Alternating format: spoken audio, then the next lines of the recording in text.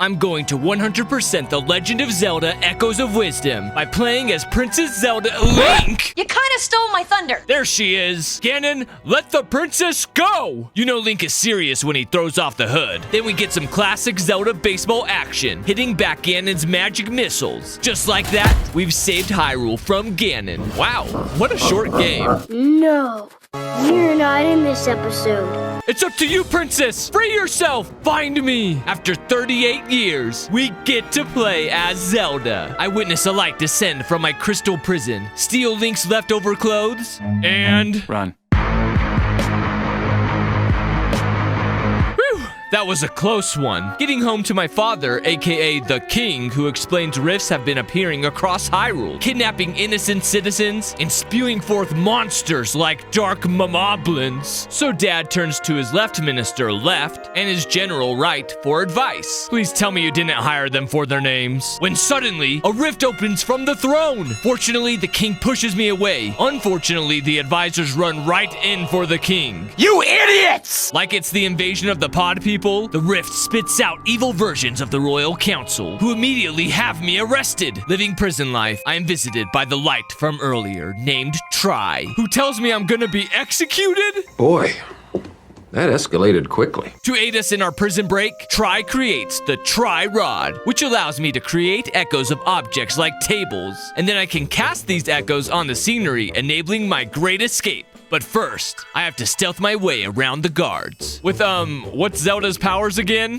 Tables. Just tables! Tables! Tables! Clamoring about, I discover the secret pot recipe and break the echoes for a distraction. At the end, someone is coming! Oh, hi, Jake. Thank goodness it's Impa, because she believes I'm innocent. Impa suggests I disguise myself with Link's lost hoodie. Sorry, future boyfriend, you're never getting this back. The soldiers see through my clever costume, but dang, Impa's still got the moves. It's dangerous to go alone. Can you please come with me? Nope. Instead, she gives me a log with a map inside and tells me to go to a house once I exit the cell. Now, Zelda can't attack any monsters. Her rod apparently is just for looks, but I can lift and throw rocks. Who needs a power bracelet? Then acquire monsters as echoes for monster battles. Go Zol! Use tackle against your family. That was super effective. Speaking of pocket monsters, I've been playing a lot of Pokemon on the new Red Magic Nova, which has given me the best gaming tablet experience I've ever had. It delivers unmatched performance and immersive gameplay thanks to features like its Snapdragon 8 Gen 3 processor leading version configuration and the cooling system that comes with a turbofan along with 9 layers of heat dissipation. It not only makes the cards really pop, but games like Pokemon Unite look and feel better to play than on my Nintendo Switch and phone at perfect performance. With 16 gigabytes of RAM, 512 gigabytes of storage, a 144 Hz experience, and a 10.9-inch screen, you can multitask by running multiple demanding apps without sacrificing performance while playing your favorite games. The features continue with changeable signature RGB lights on the back logo and the fan. I even play some of my PlayStation 5 games by streaming them to my Red Magic Nova gaming tablet, while my family hogs the TV. It's my favorite tablet I've ever owned, and I surely recommend it.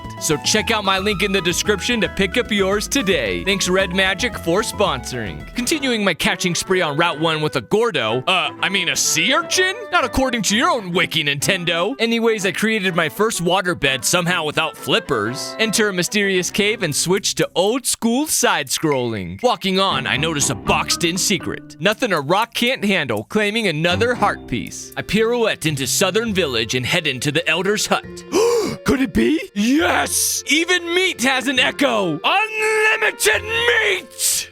I steal a youngster's trampoline design, patronize a local business for more heart shards, before echoing the sign. Yeah, I don't know if I need it. Moving on, I meet the man whose wife got swallowed by the rift at the start. I missed the part where that's my problem.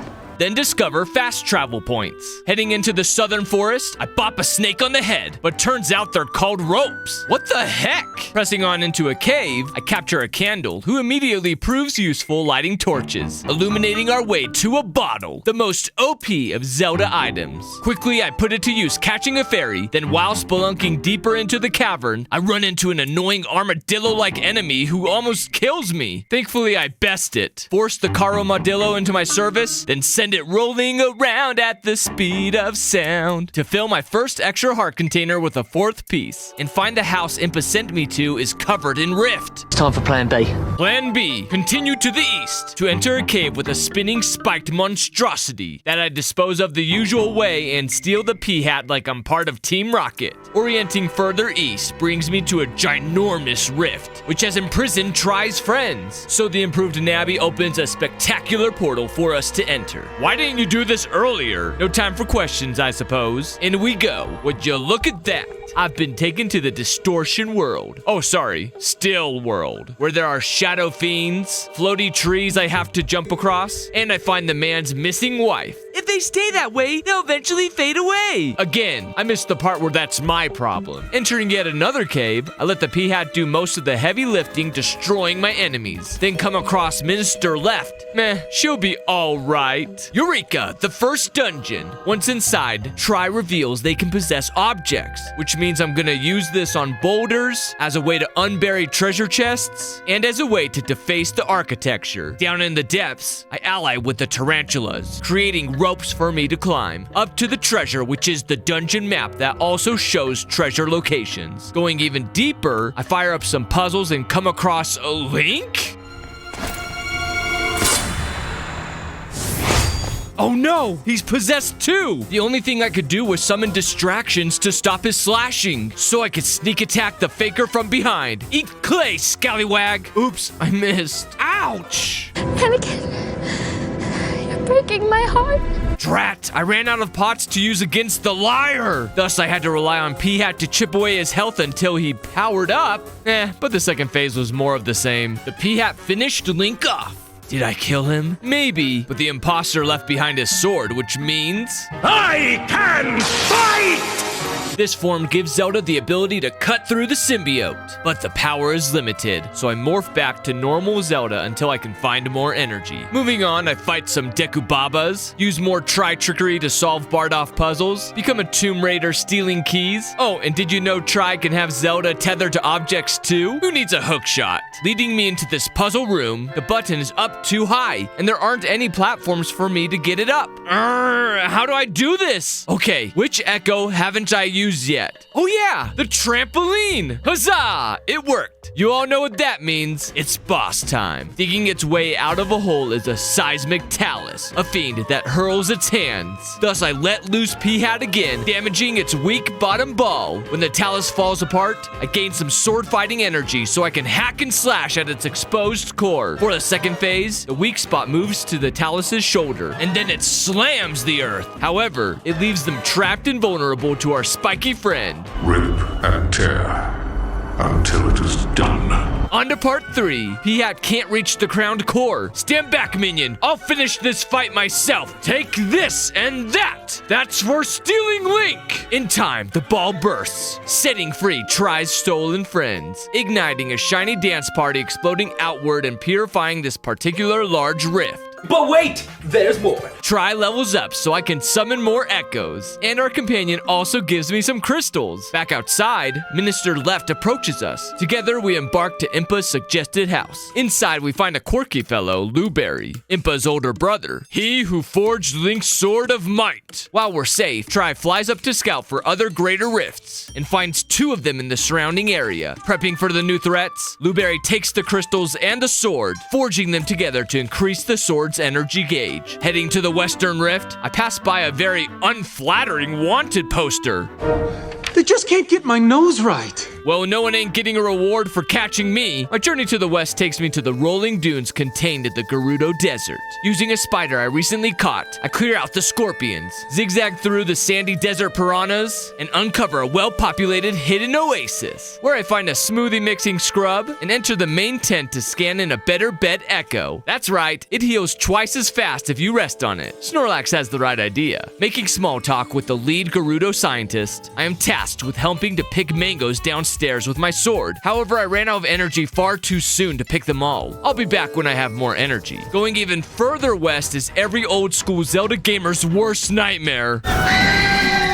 Thanks. I hate it. Anyhow, we appear at what is obviously the second dungeon, only for Try to tell us the rift is buried underground. And for some dumb reason, the Gerudo government has blocked off the cave that leads down there. Stomping away, I see another Gerudo in peril and use my scorpions to save her. My damsel in distress is actually the captain of the Gerudo. She tells me the sanctum was filled in with sand to block the monsters inside. Captain agrees to help us talk to the Gerudo chief at the palace. On the way, I run smack dab into a sandstorm, covering my mini-map, and am assaulted by Twister foes. Guess I'll take one for myself. And speaking of enemies, I run into improved versions of the Borblins that I assuredly defeated to add to my army. A fine addition to my collection. Immediately followed by plundering an energy glove. Continuing to the palace, I run right into a parachuting Animal Crossing villager, the stamp guy, who appropriately gives us a stamp card, as well as our first passport stamp. Trekking onwards, entering into the fortified Gerudo village, we do a little tornado jump scare. Anyways, I go shoe shopping for Gerudo sandals, give a Gerudo a tumbleweed, it was her request, not mine, then participate in an intense game of tag around the town square. At last, I enter the Gerudo palace, where the captain attempts to talk to her mother, the chief, about opening the sanctum. However, her advisor Facette just hates me for some reason. Facette claims destroying the monsters will close all the rifts, and bluntly says outright not to trust me.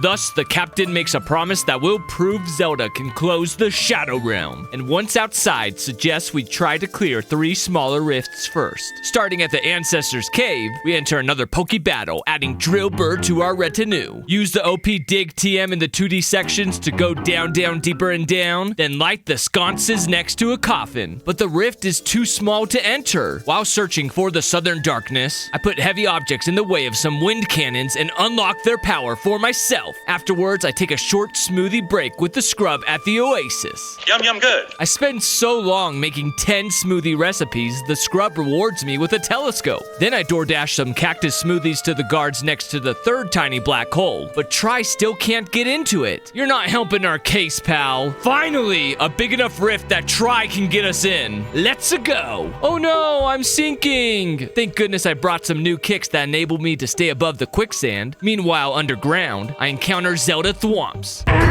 Silly knockoffs, get out of the way. To nullify these rifts, I must free Try's friends from a set number of locations. Back outside building a tower, have I ever mentioned the sword fighter form can jump higher? Hold on, is that Facette?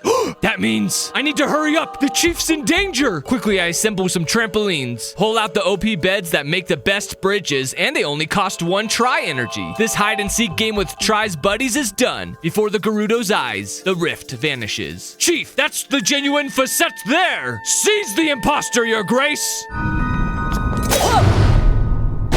Fatality. Or kill her, that works too. With the chief's blessing, we enter the sanctum, hit a switch surrounded by blades, encounter real genuine mummies, and for the first time ever, I kill a spinning blade with a rock. I didn't know those things could die. Now, it may not look like it, but I took almost 10 minutes lining up the boulders just right on this blade to get up high enough to escape, just to get caught up in an all-out mummy fight.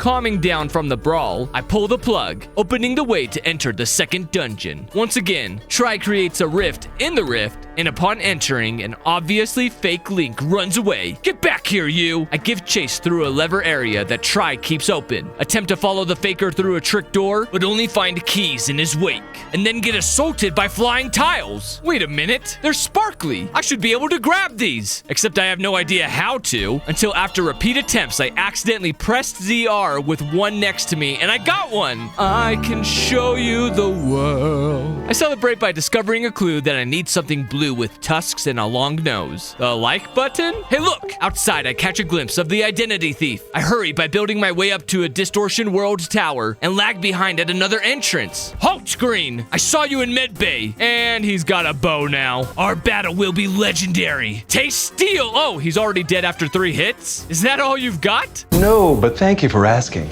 Yeah, he multiplied, but the challenge did not increase. 2 hits on one, slash crit through another, Bob's your uncle, and just like that, I steal back the Bow of Might. Now I can take out symbiote webs from range in sword fighter form, or use it to destroy boxes to drop wind guns. Apparently, I need something with sharp eyes and a strong beak. The subscribe button? That's so silly. No, seriously. It's the Hawk Tua statue atop a different tower. Running on, I had to avoid flamethrowers on a treadmill in order to steal the blue elephant blueprints and bring back the statues. Open sesame! Which allows me to pop the cork, draining sand from around the boss room, and the boss key to get in there. Also, I used a mole upstairs on a random patch of dirt to not skip the missable chest. Let's take a moment before the main event to heal up. Okay, time's up. Allow me to introduce the Mogriff,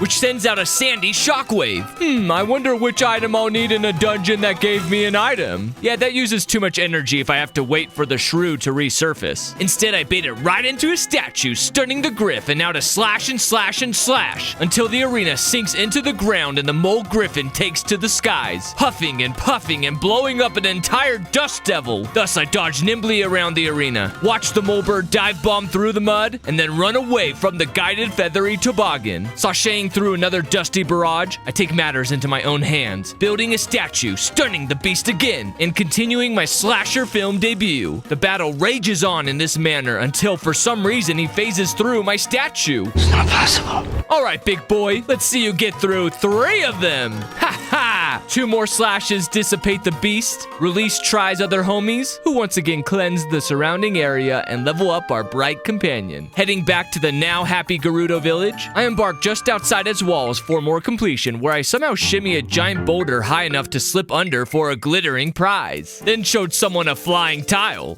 Getting out of the desert, I take a second to upgrade my sword duration. Between my increased gauge and an energy recovery smoothie, I was now able to easily harvest the required 40 mangoes. The harvest was so great that I also tried the vibrant seed mode, where every once in a while thorns would pop up. 51 mangoes attained this round. I impressed the doc enough to earn her golden fan. Finally kissing the desert goodbye, I take a bed bridge across some pillars and twirl into Hyrule Field. Oh crap, soldiers! They're definitely gonna know it's me. Well, call me Superman because the soldiers, the Hyrule Castle guards, and even the citizens don't recognize me because of my cloak. Unfortunately, the castle is still off limits. Oh well, I'll go on a shopping spree for a knockback reducing stone anklet instead. Spinning behind my home, I steal the heirloom heart piece before jumping into the river to gather acorn heads floating acorns. The faster I get them, the better the prize. Walking through the tall grass in front of the castle, I encounter a rare, fast wolfo who literally was about to rip out my throat, but I had to have it for myself. Enough dilly-dallying. I'm heading northeast to the seaside village to find the other giant rift. The locals are complaining Lord Jabu Jabu has been hostile recently, probably due to a rift in his den. While in the village, one mother asks me to deliver a home-cooked meal to her son. Sure, why not? Oh my goodness!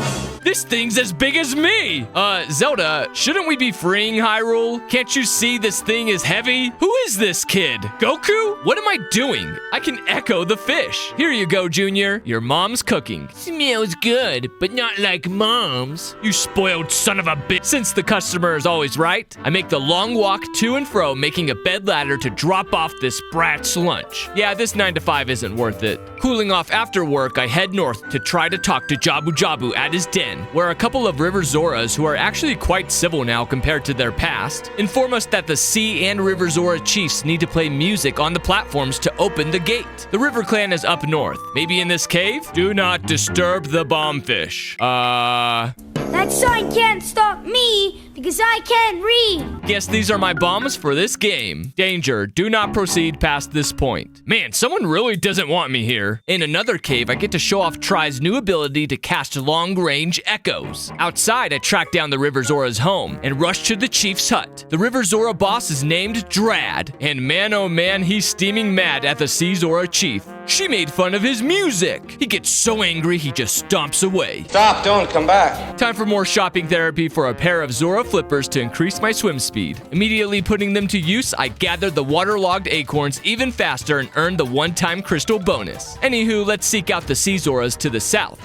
But first, I need to catch this Sharpedo. Then I surf to the Zora base and dive like I'm back in Hoenn. Climbing the coral steps, I mingle with the prettier Zora species. I'm not racist, it's just facts. Like, look at that smoking hot woman. Okay, I'll stop now. Meet Kushara, the Sea Zora Queen. She is also furious at Drad because he insulted her music. Once again, we're shoved aside as the Queen struts out of the throne room. This is outrageous. It's unfair. Returning in front of Jabu Jabus, the two Zora leaders are having an all-out verbal brawl, swiftly evolving into a musical one. And man, their music isn't gelling together. It's literally bouncing off of each other. This is bad. Shockingly, it actually summons Jabu. Did he like it? Difficult to say. Either way, he tries to suck in both the chiefs. Fortunately, their aide stepped in and pushed them out of the way.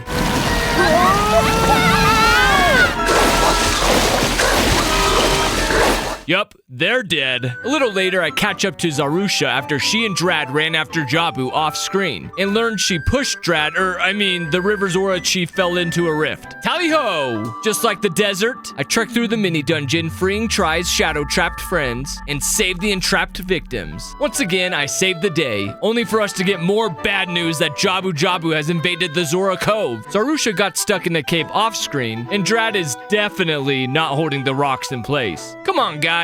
Work smarter, not harder. Entering into extremely murky water with a light-up coral. Thankfully, there are bubbles for air. Also, Sharpedo comes in clutch, nomming on an anglerfish, so I can have a mobile light source. Zarusha is safe and sound at the top. Thus, I pull the boulder out of the way, though Drad takes credit for the save. And the chiefs decide to bury the hatchet, ending the feud. At last, we get to witness the concert of a century, slowly lighting up the den's door. Bravo! All right, Jabu Jabu, who we all know is a fake by now, face the Furious 3!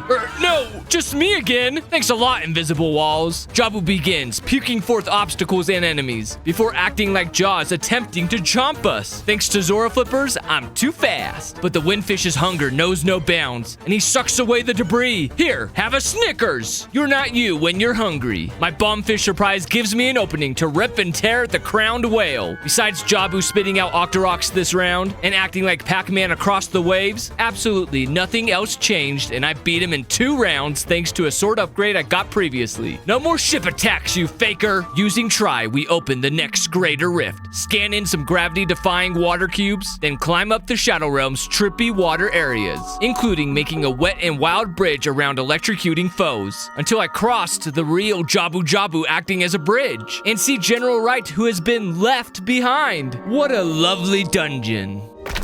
It's a trap!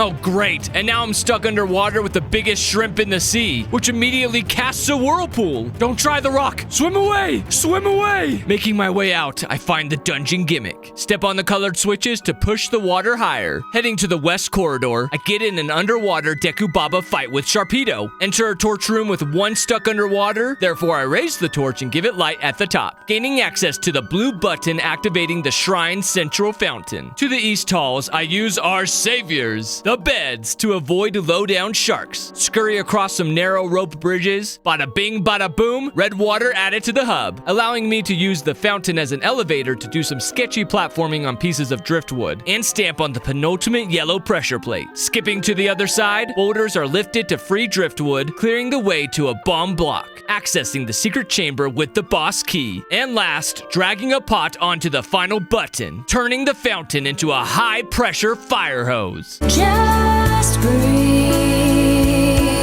Okay, let's rock! Vocavore, the giant shrimp from earlier, has returned. And since I don't have new items, the shark will do. Oh crap, my only weapon is useless. Vocavore sends out endless streams of vortices, and I rush to attempt to destroy the creature, but if I had been patient, I could have just waited for him to tucker himself out. After moving like 2 feet, the shrimp shoots tail spikes at me, then goes back to his old tricks. Yeah, we've already seen how this ends, but surprise, surprise, this shrimp can drain water and he flies now? I endure more of the same, dive under his special big attack, and wham bam, he's chum now man. Try's glowy friends do the dance of friendship, the waters of Hyrule are purified, and the big friendly Jabu returns. Try levels up, making his Pokemon summons even cheaper, and we get to participate in a celebratory Jabu music festival. Shake those tail fins! But not you, Ocarina of Time King Zora. Nobody likes you. Alright, General Wright is also free. We meet back up with the gang at Luberry's, where we make plans to tackle Hyrule Castle's Eye of Terror. Now the main problem area is up here. All of this going on up here. Yes, we get it. Purple stuff growing is bad. That's my hometown. You've made this personal now. While I fight, General Wright is an absolute Chad saving the populace. And well, the well contains my Dark Realm entrance. Walking past my now frozen citizens, I seek refuge in the shop, but nowhere is safe from the shadows in the Upside Down. I make my way through the dreary Dark Souls-like ruins of what was my home and step through my own front door. Within my hearth home, stronger soldiers prowl, and my dear father is frozen in front of his throne. Fortunately, I remember a little trick from Link to the Past where I could shove the king's seat aside, then embark on a stealth mission back to the dungeon. If I get caught, right to jail, right away. You're driving too fast, jail. Slow, jail. Luckily, you can leave jail freely, and soon figure out beds are the sneakiest tool, going right over the shadow guards' heads. Waltzing back through my cell, I pass Impa. Don't worry, you'll be freed soon. Continuing on, I experience the normal Echo woes, grab wind bottles that try to blow me away, into the pit with you, before I run into an even stronger guard. You know they're tough when you get locked in with them. To be fair, they stuck him in front of the boss key trove, which also included the frog ring giving me better hops. Barging into the boss arena, I am greeted by the 3 fakers. What are you guys doing? I don't like the swirling shadow spirit bomb.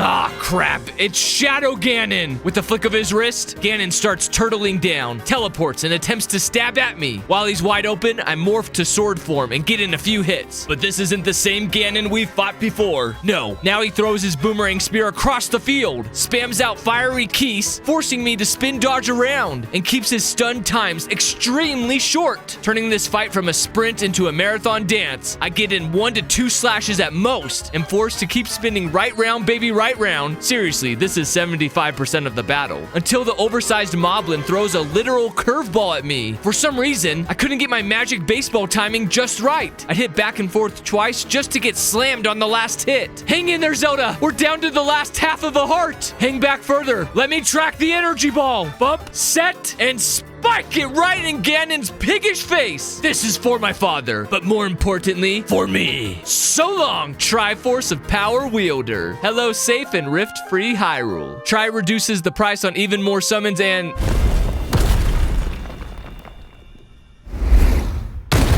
What in the name of Sam Hill is that? Whoa, it's coming for me. Whoa, Link? Are you the real one? How did you get here? Whoa, now you're the prisoner? I have so many questions! At least my dear dad, the king, is safe now, as is Impa, and make sure to pack the very best bed, my own. The next morning, the king says there's still work to be done. According to a report, 3 more big rifts have appeared, and we learned the prophecy of a wise priestess and courageous hero stopping Logan Paul from stealing the prime energy. Took you guys this long to figure out Link and I are the chosen ones? Just give me the heroic wardrobe passed down the family already. Very demure, very mindful. Let's seek out those rifts. First by tracking down an imposter soldier in the city. Checking the armory, there's only a damaged set missing. And looks like this man has an awful bad lance missing its tip. Turns out he's not an evil clone, but just a guy who wants to help out. Back at the smoothie scrub, I whipped up 20 new recipes and got binoculars. And man, my legs are getting tired running across Hyrule. What's that? You can borrow a horse at Hyrule Ranch? Say less, fam. I need a horse. Sure hope a citizen doesn't stop me on the way. Oh,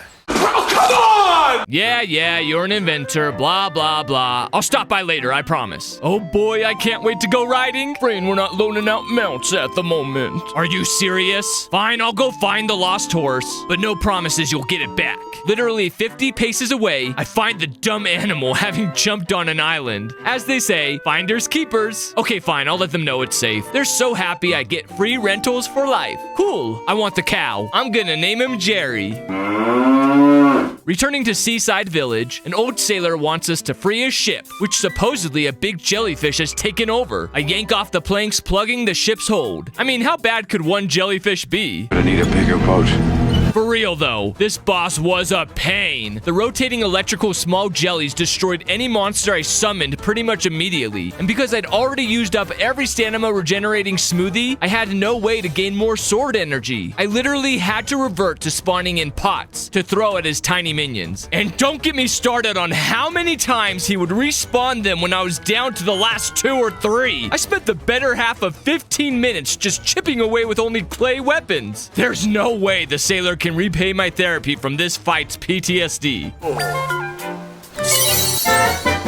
Okay, it's worth it. Galloping along, I finally came across a rift, albeit a small one. We'll get to the big one soon. Quick, stroll past the sanctuary, pretend to be Luigi and steal a ghost in the graveyard, then use Try to start a lucrative grave robbing business. Yes, I have no shame. It did free the Acorn Man's brother, who offered a dry run of the Acorn race with more fabulous prizes. Then I returned to the Frankenstein special. But all I got was a teddy bear. Is this like a secret weapon for the final boss? Anywho, I dispatched my ghosts to hit switches through walls. And by the time I trekked to Kakariko Village, I'm informed that the Gorons of Elden Volcano are having shadowy troubles. Okay, Andrew, focus. Aw, but this old man's missing his cat. He says there are magical cat clothes that let us talk to cats. You serious? We'll find out after luring a cat off a digging spot with irresistible grilled fish. One dig after that gets me my very own magical cat suit. And it actually works. Neko Zelda can talk to cats now. The town's felines lead me to the old man's cat that took a nap on top of a tree. Using the reward money, I claim a climbing band. There's just one more stop before we go up to the mountain. Welcome to the Slumber Dojo, where you train by simply closing your eyes and are teleported to timed puzzle rooms with all upgrades and echoes stripped from our hero. There are multiple challenges with their own objectives to complete. Some simply require the complete and total annihilation of all the foes, while others require fancy platforming. Each completed course has its own reward, and if completed fast enough, gets the master seal of approval rather than a check mark. The worst of them all, though, was when I was asked to get rid of several mummies with only wind guns and some furniture. These toilet paper covered lackeys wouldn't go where I needed them to, and the last one would always be the bane of my existence. This is the closest I came to throwing my controller at the wall in some time. The ghouls would amble around aimlessly. I was forced to make a maze of furniture just to barely scrape out a checkmark win for a sword fighter scroll that reduced energy consumption. But mama didn't raise a quitter. Diving right back in, I gimp an early mummy, bait its brother in together to knock out as many as I could, keep on baiting the whatever stragglers remained in the south, and then sprint north to set up the 4-blow KO. I'm not kidding. This was the hardest part of the entire game for me. Freaking finally, I claim peppers? You're joking. But wait, there's also a boss rush mode in the dojo's repertoire. Believe it or not, this was probably the easiest of the trainings. Plus, there was a moblin rush mode. Actually, this was the easiest. I impressed the sensei so much he gave me a real katana. Too bad I can't use it in combat. Now to get back on the road to the Elden Ring of Fire. I mean, I'm certainly climbing it right now. Okay, you caught me herding together cuckoos. It's like this game was designed to distract you. The path up to Goron City is perilous, filled with lava slugs blocking my rock climbing routes, Argonians from Wish trying to jump me, and classic Zelda bombing moments, all for a more to be desired fairy flower. Approaching the summit, I encounter an uneventful small rift. Make a quick stop to max out my sword fighter energy, then climb and climb and climb and climb and climb and climb until I arrive at the Goron City after so many detours. Just like clockwork, the chief has fallen into a mini rift, where Dig Dug seems to be the theme through this small place. And all the Gorons are saved. Well, most of the Gorons are saved except Junior's dad and one other. Here, Darstan, the Goron chief, really proves he's more brain than brawn, giving us nuggets of wisdom. You know your whole city thinks you're a nerd, right? Outside, I catch Darstan thinking like Winnie the Pooh. Think, think, think. Then he tells me the biggest rift is in the volcano's crater. However, the 2 missing elders are the only ones who know a shortcut into it. Thus, we enter Rock Roast Quarry. But the Gorons inside are too hungry to help us out at all. Seriously? Complaining of hunger at a time like this? Against my will, I go deeper fighting rock monsters because the chief agrees. Choose stuff before you do stuff. That's what she said. I'm not lugging this. I'm scanning the rock roast. The pothead of the group jumps right up and chomps it down. Unfortunately, the elder and other Gorons sniff out the rock roast as fake. How dare you? I better get a big tip after this. And the elder can't remember the shortcut. What a waste of time. After that bust, we entered the Lizalfo's burrow, but the Gorons inside here are too scared of Dark Lizalfos to give any information. Now I have to get rid of all these lizards alone. Based on the cave structure, my weight, and speed. What are you talking about, nerd?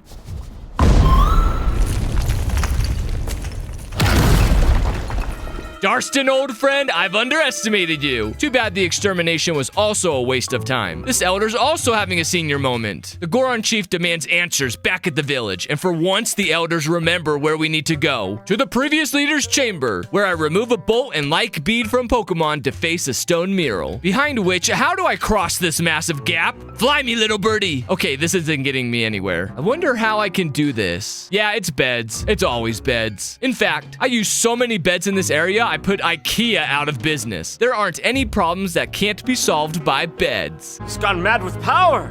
Except for the lava spouts. But I have a solution for those as well. Darston somehow got through all of that without the power of cots. I think he may be hacking. Anyways, the nerd sacrifices his father's slate that gives him those weird one-liners to open our way to the Great Big Rift. Plot armor much? Away I go. Within the Twilight Zone, lava appears frozen. Sad to say, the monsters still move. Passing by questionable scenery. Come on, Nintendo. Who slipped this in here? Anyhow, I'm in the Elden Temple, full of more gaps. And I'm sure there's an easier way across, but beds are OP. As a volcano, Elden Peak spurts out hot steam which can be blocked, using boulders in a variety of ways. Later, I run into a familiar face, this time with bombs. What he doesn't know is his attacks are actually helping me move in closer on him. And bada bing, his health is slashed. Bada boom, even with bomb chews, he doesn't stand a chance. Well, his explosives are now mine. But why would anyone waste sword fighter energy when the bomb fish exists? This is brilliant. But I like this. I don't know, but I bombed my way to the boss key. Oh man, of course the platform is booby-trapped. Climb, Neko-suited Zelda, climb for your life! Escaping with all 9 of my lives, I encounter a wizard's floating robe with some sweet flame powers. My boomerang piggy henchman defeats it easily. Now that's a really expensive summon costing 5. Spelunking further in, I'm pretty sure I am not solving this area correctly. But who cares? I'm navigating this area with grace. Dropping through behind the boss door, we are ambushed by Volvagia, the fire dragon. More like Volvagia the camper, because this dude sits in the lava while firing his green spirit bomb, followed by spamming embers. Once again, I bridge my way over with beds, give him the Devil May Cry treatment, and even break his bling. Upon each wound, the dragon takes to the air and repositions, attacking with its own Kamehameha. Whenever he'd take to the sky, I just use the OP bed to sleep off all the damage. This needs to be nerfed. The fight went long. I mean, long. I had to play it safe since I brought no smoothies, and in the end, I let Boomerang Board take the kill, erupting away the ooze, reducing the price of more pocket monsters. And what's this? Din, one of the 3 goddesses, makes contact with me and grants us her sanction. What am I supposed to do with this? Celebrating outside, the Gorons congratulate us on a job well done. And it wouldn't be a Zelda game without someone challenging me to a race. No one tell him I'm cheating. He goes around the winding paths. Meanwhile, I get to take boulder jumping shortcuts. Easy money. Taking the scenic tour of the volcano, I just now figured out how I should have traversed through the dungeon. Yeah, apparently I could have used my flying mons like cuckoos to glide this entire time. This is falling with style. Next, I ensured the Gorons stay warm by delivering coal. You're all on the naughty list, by the way. Find glittering flowers for some gunpowder higher on the volcano slopes, clear out a smaller rift nestled even higher up, and enjoy a fireworks show held in my honor. Bidding the Elden area adieu, Acorn Guy's uncle or something scatters more of the oak seedlings for me to gather, as an excuse to work for a heart shard. Speaking of hard work, I dig down to a second heart piece, before spinning into the eternal forest, where I find a big strong moblin, which I catch of course, and a tablet that, like DW said, I can't read. Well, that expedition was a bust, so I blasted my way towards the next giant rift, kept blasting my way through the mountain, and came out on top of the misty, frosty Hebra mountain. Up here resides the icy Pokies from Mario, and it's too cold to move on. However, there's no other way around, so I'll have to risk it.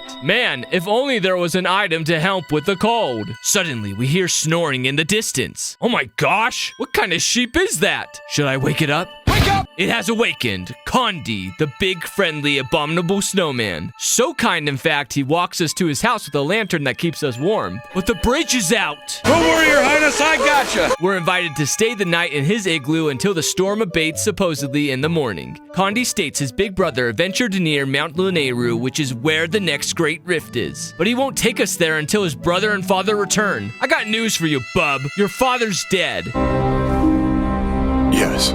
Condi won't come with us, but he does clear the way for us. On the climb, some areas were still below freezing. I had to depend on my fire bats to clear the pathways of ice and wood, as well as be super effective against the ice geese flying about. I unlocked ice blocks to make a future snow fort and snowballs in order to defend it later. Catching up to Condi, I find him trying to fill the void with snow. Sorry, buddy, that's not how it works. He wouldn't allow us to help, so I sneaked into the small rift through the back door in order to mend it. And Condi congratulates himself on filling in the rift afterwards. I did all the work, man. Sliding on, I continue melting away my problems, figure out the water is pretty cold, battle my second elemental whiz robe, this one being ice, then run atop the pine trees for more heart pieces, hoping to be ready for the next rift. I pick one up on a ledge, and yet another overlooking some tunnel. Up higher, we witness Condi's brother not acting normal. The once nice character now behaving strangely. I think we all know this brother's a fake. Wait, Stamp Guy? What are you doing here? Apparently his Animal Crossing station is stuck in a rift. Fine, I'll free it for you. Hooray, I guess. Coming out yet another cave close to the top, we hear a scream. Condi was attacked by his brother and is understandably distraught. Don't worry, pal, I'll take care of the faker. Entering the nether realm, I sprint through the massive amount of clouds and even unlock clouds as echoes. I thought beds were OP, but clouds just hover. They don't need to connect like the beds. And in the 2D sections, they are wider platforms. Well, that made getting to the entrance of Lynel Temple a breeze. Ooh, cave drawings. Looks like Condi's brother really loved his family. Dashing from the heartfelt carving, I noticed this fan needs power, but from where? The answer, beds, beds, beds over to the fiery orb. Then slotted into a mysterious pedestal that starts up the world's largest space heater to melt our way forward. In the basement, I was having trouble exploring vertically, but then remembered spiders exist, which I hadn't used since the first dungeon. Anyhow, I move a second orb around, melting an entire ice floor away, just for a dinky little key. But I can't use it since the ash geysers can't be blocked by my summons on water. Thus, I journey back to the control room, release the frigid air, and rewatch Frozen 2. Clambering along while also using an icicle shield to get past the cold, then use clouds to literally get anywhere, escorting orbs up sheer cliff faces, and an ice puzzle I had a hard time sussing out.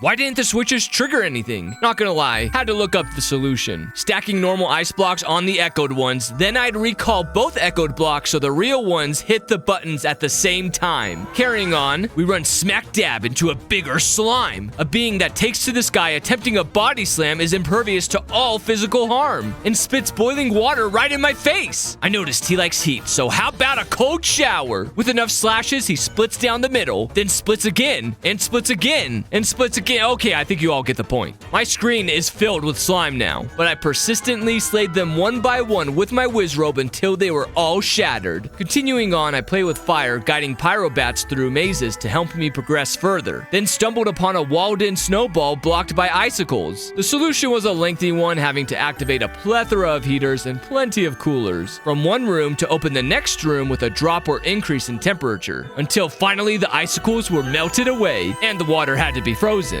Now let's end this place. Okay, you dastard, I know you're not Condi's real brother. What's the deal with the helmet? So you're called Scorchill, and you like to amble around the stage fisting the floor with a helmet I can't pull off? What to do? Fire bats! Aim for the head! It's icy up there. Oh, you're so screwed now that I know your weak point. After many dive bombs, the diamond skin peels away, letting me stab and riposte against his fleshy bits. The unfriendly Yeti pulls out a second helmet, bursting with flames of fury. I've already caught on to your gimmick. Send forth the ice bats, and watch out for his flaming spit attack. Take this, you mimic! You really want to do this again? The frozen floor's a nice touch, I'll give you that. But did you really think that it could save ya? Make peace with the darkness, for I am sending you back. After that slaughter, Nehru, the second goddess, visits us and grants a blessing from the Lord. She then explains the creation of Hyrule. The bad guy who kidnapped Link is named Noel. All three goddesses contained him by creating the world around him. Noel fought back by creating rifts. Thus, the goddesses responded with an army of tribes. eyes. By the way, Condi, your brother's dead. Wait, what? You'll get over it. Now, what else is up here? A Smoothie Scrub's depressed second cousin twice removed? I cheer him up with a twisted pumpkin and am told in exchange the recipe for a pumpkin spice latte, which protects me from the cold. I make sure to search through every crevice before being called back to help my kingdom. Dompe needed inspiration for his next project. Here, have a one-eyed skeeter and a moth. The self-proclaimed engineer works through the night, then gives us a Tektite and a winding key. Testing the automaton out, I wind it up and it rockets into the stratosphere. That was totally wicked! That was snazzy, Dompe. What if I show you an Octorok and a Goron firework cannon? Toctorok, a freaking Gatling cannon-equipped Octorok. Your inventions are so cool. I'll bring you a Deku Baba and beat an acorn relative for a bear trap that creates a Mecha Baba. Look at it go. What if I provide you with a sword moblin and that useless katana I got earlier? A samurai-inspired Robo-Goblin? What about a crow along with a golden fan? Sublime! A beautiful golden finch gliding. I wasn't ready for all of Dompe's requests, though. After showing him his Zol, he asks for something melodic from Hyrule Ranch. As it turns out, Impa also wanted to gift me a new horse from the ranch. Meanwhile, the lad who she entrusted my new horse in lost it. What?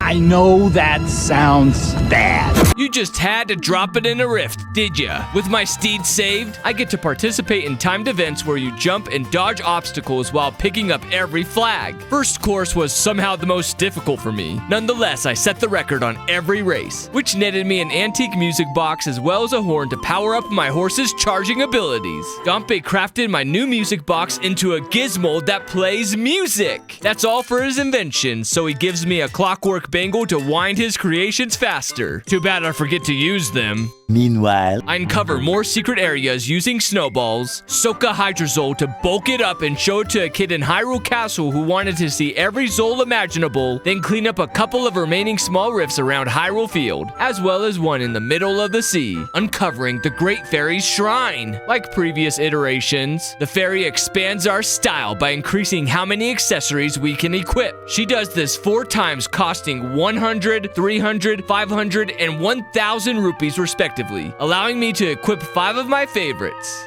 Dumbledore's got style.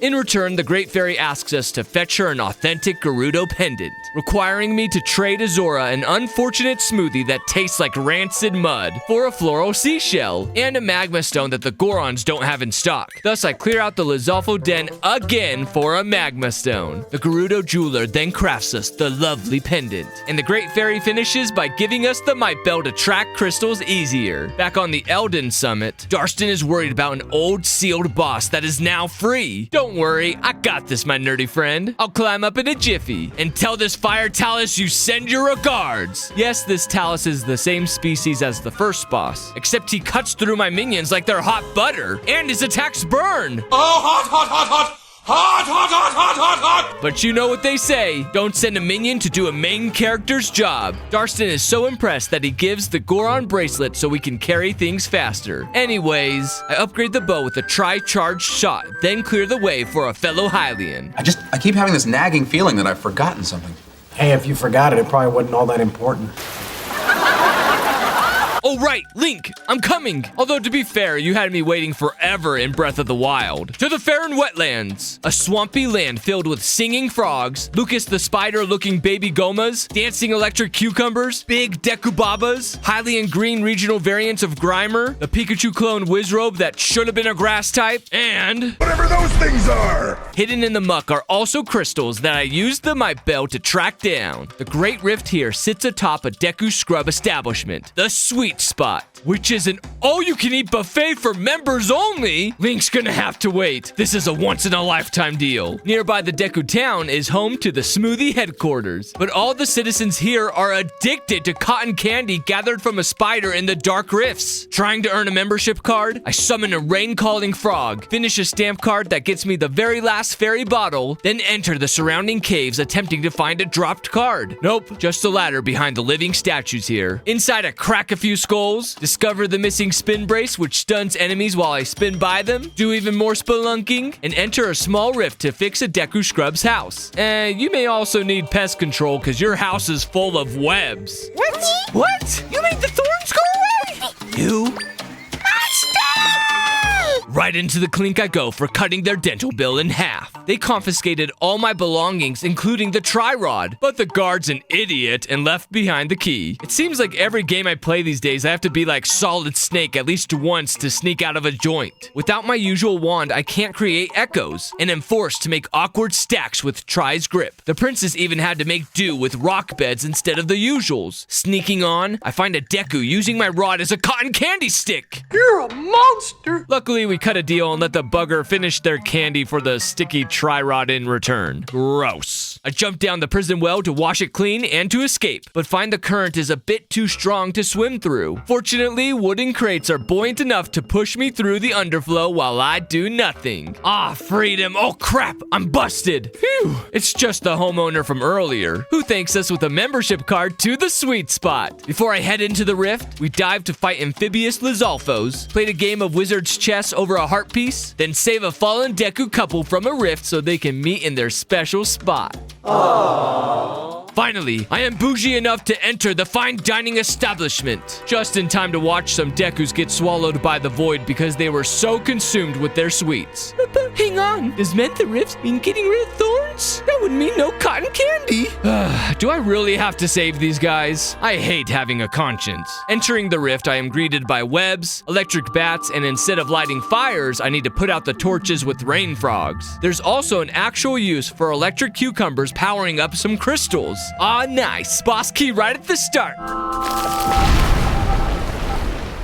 Of course it's not that easy, and the front entrance of the Farron's temple is blocked by bars. Guess we'll try the side door. No way forward here, just a key. How about some more backdoor action? Yep, that's more like it. Back to the start once more. Going through the bowels of the temple, I mess around with some scale weight puzzles, tremble through many dark and spooky rooms, but even the darkness can't hide secret passages from me. Nor can the other weighted puzzles slow me down from progressing further in. Aha! You can't run this time, key plant. Ah, geez, it's a double-headed plant monster. Good thing you can see its bites coming from a mile away, so I bait the necks with spiders from the ceiling, then strike when they're chewing. Look at me, I'm the gardener now. Ah, it got away! Pressing forward, I encounter a room with power crystals that have not flicked on fast enough become unstable, flicker, and die out. Swimming against the current again, I relied on statue following technology to see me through, popping me back outside where I had to burn another way in. Stalking further through even more darkened chambers and even more larger weight scales takes me right into the next plant mini-boss encounter. How apropos, it decided 4 spitting heads were better than 2 strikers. Therefore, I sicked the wolves on them until only the blue heads remained, then gave them explosive indigestion with bombfish. Finally, we get to the root of the problem.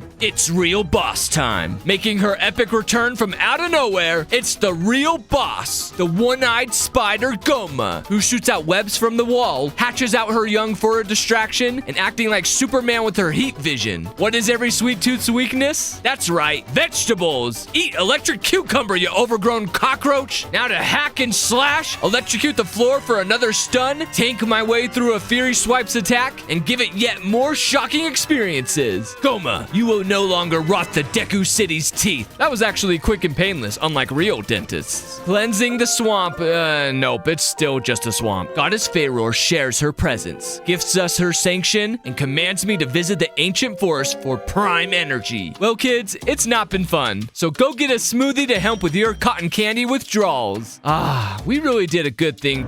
Long have I awaited this moment. Excuse me, what? Oh, Tri, help me! Bad touch, stranger danger. Oh, thank gosh, Noel spat me out. But what is he doing? Oh my gosh, it's me! Well, it's an imperfect clone. She isn't wearing the cat suit. Please stop taking menacing steps towards me. Tri, get me out of here! Back where it's safe, we figure Noel stole my identity only for the sanctions to unlock the prime energy. That identity theft is the last straw. I must finish my training to defeat Noel, starting off with bringing a 4-leaf clover to the king for all the luck we can get. Dad, why were you keeping my dress to yourself? Showing off my machinery mastery, I present the Zol boy, the automaton Zol. Back to Farron's Marsh, I entered the task of perception, playing hide and seek with the locals locals, dispelling their hiding illusions, honing my inner eye against Noel's deception, awarding me with the fragrance of insight. Well, of fairies. Fighting off Mothulas in the areas to save the kids, then feeling the call of the desert, I returned for a new mango harvesting challenge for sword practice that included bomb plants. Though I kept always falling just short. That was until I realized this wasn't sword practice. This was a spinning tri-rod training exercise.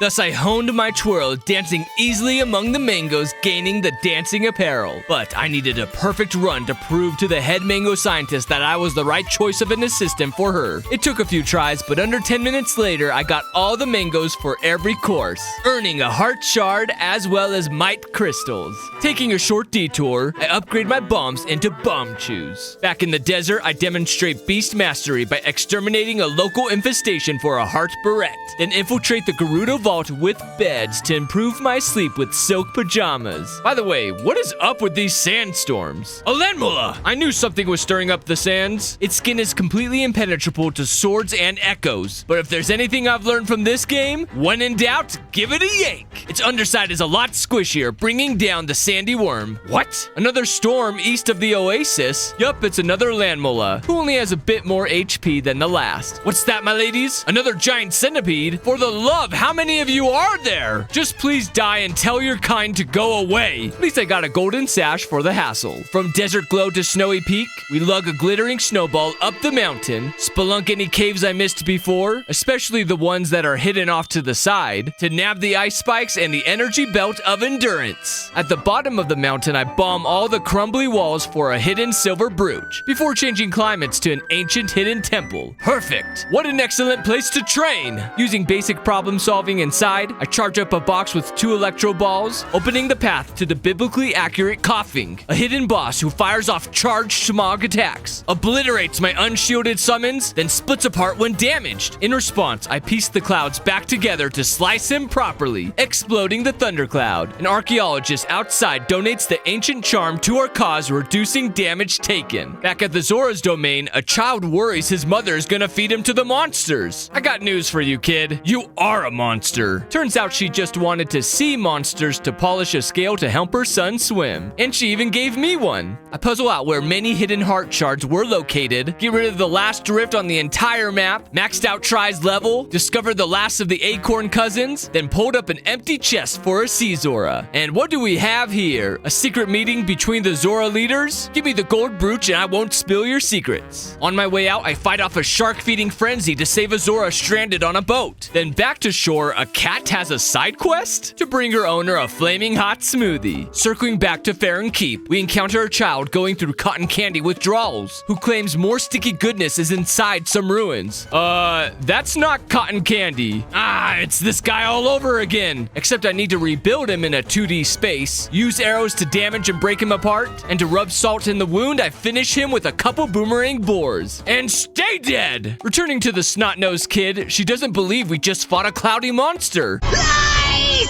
The filthy earth boy lies! She at least improved my ancient charm to a curious charm, taking even less damage. Back to my old stomping grounds of Southern Village, I show a local boy Snow and an old man a flying plant. With that, all the side quests have been completed. However, there is still the Sleep Dojo to finish, with new trainings featuring a lava level and one that takes place in utter darkness for a second mastery role. There is another, but to earn it, I must go through an icy nightmare where the enemies can chain freeze you. Remember, I don't have access to any of my echoes, so the real trick to this area was sneak attacks while staying out of range. The region only provided a couple furniture items, and try was the best way to dispose of the frozen kahuna heads. This was the second hardest part of the game in my opinion, and I was so sick of it that I took the last one down with me. I still had to face the aerial enemy's dream, the pyromaniac's paradise where fire octorocks were the key to victory, a trial of fire and ice, a whiz robe rush area, followed by a boss rush only featuring bosses bosses from the second half of the game, which unlocked the final mastery, meaning I have all the accessories now. The Dojo Master isn't done yet though. He forces me to do a third boss rush, capped with the Shadow Ganon fight at the end, which unlocks the green tunic. I am the hero of time now, having gotten all of the sensei's stamps of approval. Trying to close out the training arc by finding every stamp, which grants some mobile stamp guy merch that happens to be the last outfit. Another thing off the list. I extinguish flaming torches, make a cloudy highway, take plunges down holes, make a boulder hopping mad, prepare some pocket sand, and search high and low to finally grab a full inventory of heart containers. Now for might gems. At least all the ones I could find. By listening to the might bell for guidance, digging through the dirt, and looking over the map. Wait! I could have had them highlighted on here the whole time? You mean I didn't have to spend hours backtracking Hyrule if somebody just told me sooner? I hate my life sometimes. All that remains saved for the last area is collecting the previous few echoes I missed, which boiled down to enemies I didn't know could be killed, or have unconventional methods of being killed. At last, I am strong enough for the Eternal Forest, and see the fake Zelda has left behind tracks. Following them weave me in and out of the tree line. I'm getting closer. I can feel it. Oh, Lynel! He's coming right at me! Giant sword moblin! Protect! Oh, I might be screwed.